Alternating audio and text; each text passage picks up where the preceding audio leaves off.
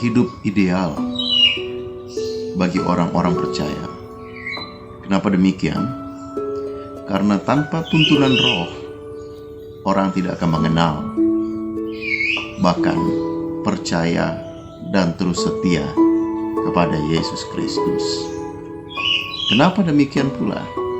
Karena dengan Rohlah kita mengerti, memahami apa yang menjadi kehendak Tuhan di dalam hidup pribadi lepas pribadi.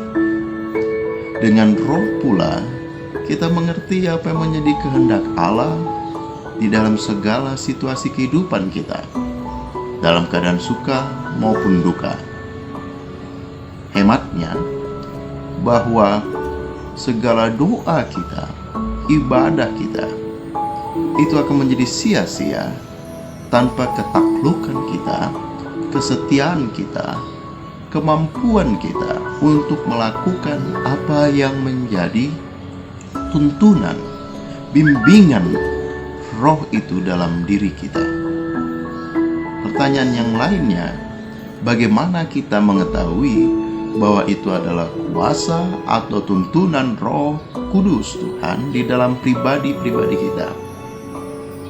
Jawabannya tentu tidak mudah, namun bagi umat percaya, di dalam hati kita, nurani kita akan melihat apa yang menggerakkan kita untuk terarah pada kehendak Tuhan, apa yang mendatangkan kebaikan, apa yang mendatangkan kebenaran, apa yang mendatangkan keadilan, dan Ia berkata-kata pada diri kita, membawa kita pada dilema-dilema terkadang, membawa kita kepada pilihan-pilihan untuk memutuskan di dalam kehidupan kita mana yang akan kita pilih atau jalani. Roh menuntun kita, namun persoalannya kadang kita sulit untuk mau melakukannya. Roh telah berkata untuk kita jangan ke sana, untuk kita stop di sini, untuk kita tidak melakukan itu, atau kita harus melakukan itu, kita harus ke sana, kita harus lanjutkan, kita harus berkata benar, kita harus memaafkan. Namun seringkali kedagingan atau hati kita melawan itu, dan kadang-kadang menang atas tuntunan itu. Saya mau mengatakan bahwa siapa yang tidak dengar, siapa yang tidak melakukan tuntunan Roh, ia yang akan rugi pada akhirnya. Firman Tuhan katakan, hanya Rohlah yang membuat kita bisa mengaku Yesus Kristus adalah Tuhan. Bukan secara teori, pengetahuan buku semacam apapun, setebal apapun.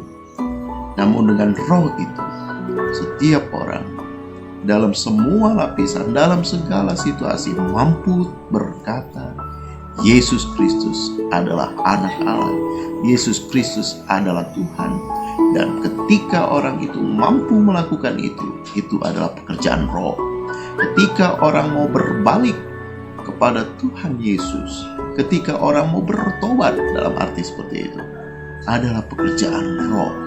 Bukan karena kuat dan hebat kita, bukan karena kemampuan kita, bukan karena mungkin segala kecakapan-kecakapan, mungkin juga talenta-talenta yang ada pada diri kita. Tidak.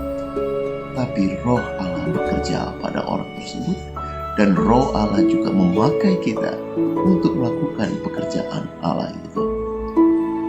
Hal yang harus kita lakukan adalah untuk semakin mengerti pekerjaan Roh Allah pada diri kita, adalah semakinlah mendekatkan diri kepada Allah lewat doa, lewat firman-Nya, dan hati kita akan semakin sensitif. Diri kita akan semakin sensitif dengan apa yang menjadi kehendak Allah melalui Roh-Nya. Tuntunan Roh akan semakin mudah kita rasakan.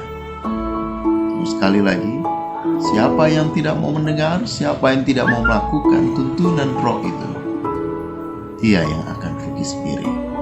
Dan di tengah situasi yang berat saat ini, pelik saat ini, kita selalu membutuhkan tuntunan Roh. agar pikiran tenang, dikuatkan, dimampukan, tetap setia, dan bahkan menerima berkat Tuhan dengan caranya yang ajaib, sehingga kita mampu bertahan, bersyukur, bahkan berbuat penuh kasih kepada sesama di masa-masa yang pelik ini. Tuhan sertai dan berkati Bapak Ibu sepanjang hari ini. Amin.